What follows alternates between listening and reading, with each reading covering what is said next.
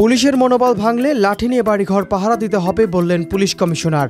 ভোটের আগে সৎ, নিরপেক্ষ, দক্ষ ওসি খুঁজছে পুলিশ সদর দপ্তর। প্রাথমিক শিক্ষক নিয়োগ 10,000 পদের বিপরীতে 6.25 লাখ আবেদন। অভ্যন্তরীণ বিষয়ে হস্তক্ষেপ সমর্থন করে না বাংলাদেশ, ভারতে উপদেষ্টা খলিলুর রহমান। সাকিব আল হাসানকে দুদকে তলব। ডিএমপির ফিন, কোরি ও স্যাম অবসরে 25 নভেম্বর নিলাম।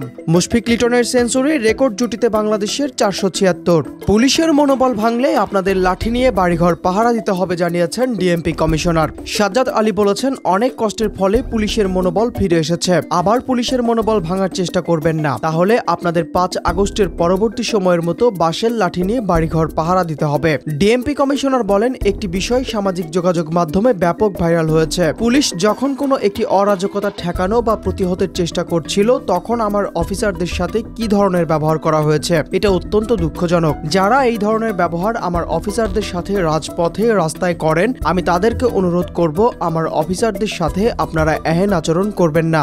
আমরা আপনাদের সাথে রাস্তায় কোনো ক্লাসে, কোনো সংঘাতে জড়িত হওয়ার জন্য নয়, আমরা আপনাদেরকে সেবা দিতে চাই। আপনারা যে কাজটি করতে চাচ্ছেন সেটি করলে সমাজে, ঢাকা শহরে, দেশে একটি অরাজকতাপূর্ণ পরিবেশের সৃষ্টি হবে। ভোটের আগে সৎ, নিরপেক্ষ, দক্ষ ওসি খুঁজছে পুলিশ সদর দপ্তর। এর অংশ হিসাবে তাদের নাম জমা দিতে বলা হয়েছে। আগামী জাতীয় সংসদ নির্বাচনকালীন দায়িত্ব পালনের উদ্দেশ্যে বিভিন্ন রেঞ্জের জেলার থানায় অফিসার ইনচার্জ হিসাবে পদায়নের জন্য বিভিন্ন ইউনিটে কর্মরত সৎ, নিরপেক্ষ ও প্রশাসনিক কাজে দক্ষ, গুণসম্পন্ন পুলিশ পরিদর্শকদের তালিকা প্রস্তুত করে পার্সোনেল ম্যানেজমেন্ট 2 শাখায় পাঠানোর জন্য অনুরোধ জানানো হয়েছে চিঠিতে।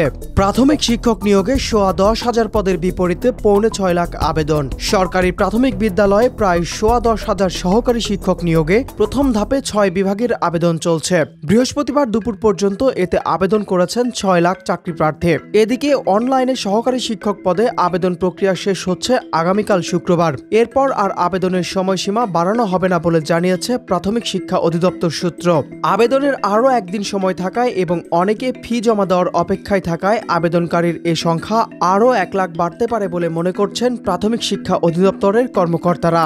অভ্যন্তরীণ বিষয়ে হস্তক্ষেপ সমর্থন করে না বাংলাদেশ, ভারতে উপদেষ্টা খলিলুর রহমান। সেই সঙ্গে যে কোনো পরিস্থিতিতে সব ধরনের সন্ত্রাসবাদের বিরুদ্ধে ঢাকা জিরো টলারেন্স নীতি অনুসরণ করে বলেও জানিয়েছেন তিনি।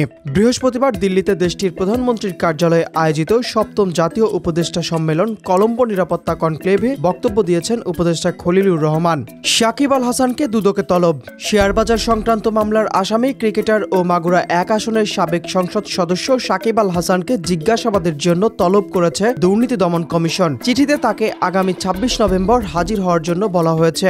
গত 17 জুন শেয়ার বাজারে কারসাজির মাধ্যমে 256 কোটি টাকার বেশি আত্মসাতের অভিযোগে ক্রিকেটার সাকিব আল হাসান, সমবায় অধিদপ্তরের উপনিবন্ধক মোহাম্মদ আবুল খায়ের সহ 15 জনের বিরুদ্ধে মামলা করে দুদক। সংস্থাটির সহকারী পরিচালক সাজ্জাদ হোসেন বাদী হয়ে ঢাকার সমন্বিত জেলা কার্যালয়ে মামলাটি করেন।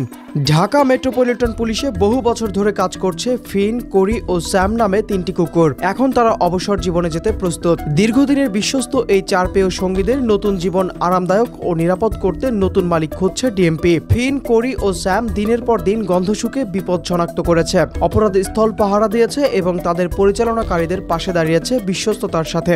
তাদের অবসর জীবন খাঁচায় বা তারের বেড়ার পেছনে না কাটুক, নতুন পরিবারের সাথে উষ্ণ ঘরে আদরে থাকুক, এমনই আশা ডিএমপির। ডিএমপি জানিয়েছে, এই 3 কুকুরকে 25 নভেম্বর মিরপুর 14 পুলিশ লাইন্সের ক্যানাইন ইউনিটে নিলামের মাধ্যমে নতুন মালিকের কাছে হস্তান্তর করা হবে। এই 3টি কুকুরই যুক্তরাজ্যে জন্মানো ও প্রশিক্ষিত। পরে তারা ঢাকার counter terrorism and transnational crime ইউনিটের বিশেষায়িত K9 টিমে যুক্ত হয়। ক্যারিয়ারের 100তম টেস্টে খেলতে নেমেই সেঞ্চুরির দেখা পান মুশফিকুর রহিম। এই অভিজ্ঞ ব্যাটারের পাশাপাশি সেঞ্চুরি হাঁকিয়েছেন wicket keeper batter Liton Das. দুজনের জোড়া সেঞ্চুরির পর আয়ারল্যান্ডের বিপক্ষে সিরিজের দ্বিতীয় ও শেষ টেস্টের প্রথম ইনিংসে 141.1 ওভারে 476 রানে অল আউট হয়ে গেছে স্বাগতিকরা। এ যাত্রায় ইতিহাসে মাত্র তৃতীয় দেশ হিসাবে টেস্টের একই ইনিংসে চতুর্থ, পঞ্চম ও ষষ্ঠ উইকেটে 100 রানের জুটি গড়ে বাংলাদেশ। মুশফিক মমিনুলের চতুর্থ উইকেট জুটিতে 107, মুশফিক লিটনের পঞ্চম উইকেটে 108 এবং লিটন মিরাজের ষষ্ঠ উইকেট জুটিতে 123 রান পায় বাংলাদেশ। এর আগে কেবল ভারত এবং পাকিস্তান এই কীর্তি গড়েছিল।